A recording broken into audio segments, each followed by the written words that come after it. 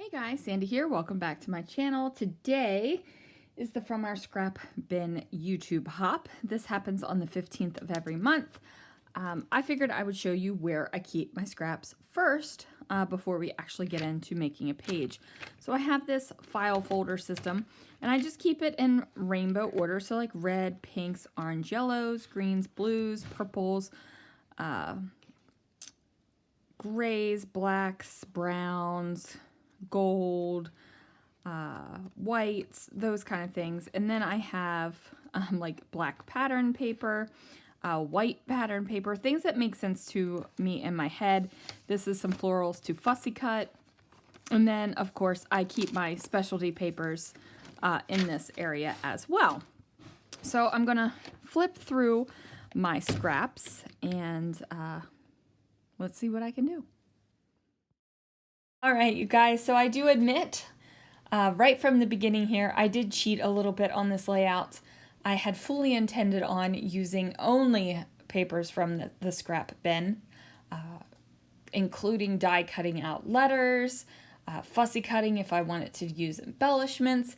That was the complete and total plan. However, plans do not always go the way that you intend them to go. So, I added some things and you'll be able to see that later on the video. Now, while I was starting to put down my scrap papers on my background paper here, I thought, oh, I should do a stacked layout. I stack washi on a semi-regular basis. I do enjoy that, and I thought this would be fun. I could just stack the papers. Now, in all honesty, it ends up being a L design with a stack of squares in the center of it. So ultimately just an L design, but that is something that is a go-to for me. You can have all kinds of rectangles of paper and end up with an L design. I just had to fix my ATG there. It decided to bunch up on me.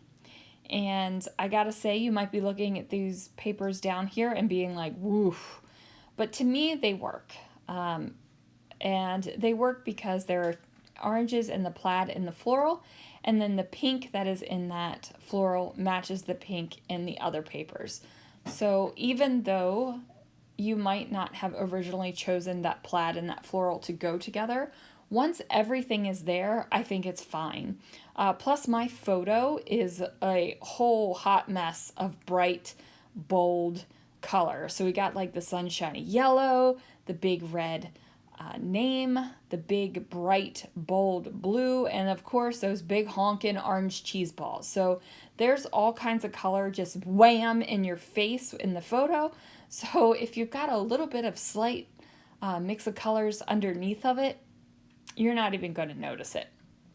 Now I did have to split this gold foil paper in half. That way it would look like I had more of it than I actually did. So I have some peeking out at the top and also some peeking out at the bottom. And then I go ahead and cut this stripy paper. And I'm just going to kind of lay this on top of all of the papers to almost contain them. So it's like I'm gathering all the papers together with this one little stripy bit. Then I decide I don't like it going all the way across, and I'm going to trim it down just a little bit more. And I purposefully chose it to be trimmed at the greenish area. Now I'm going to adhere my photo down. Ultimately, I decide not to mat it. However, if I did mat it, it would be on a black cardstock.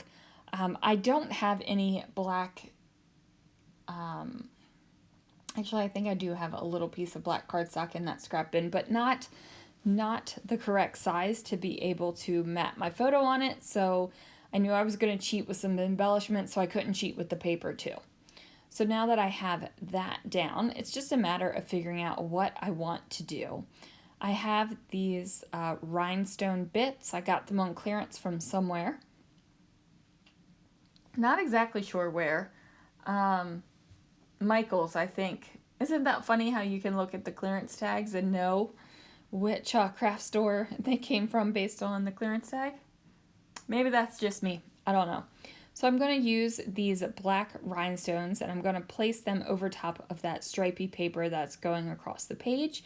And it's just another thing to kind of contain all the papers underneath of it. Kind of like where it's like, okay, this is the top. This is where all the paper layers end. Plus it is a bold, dark color.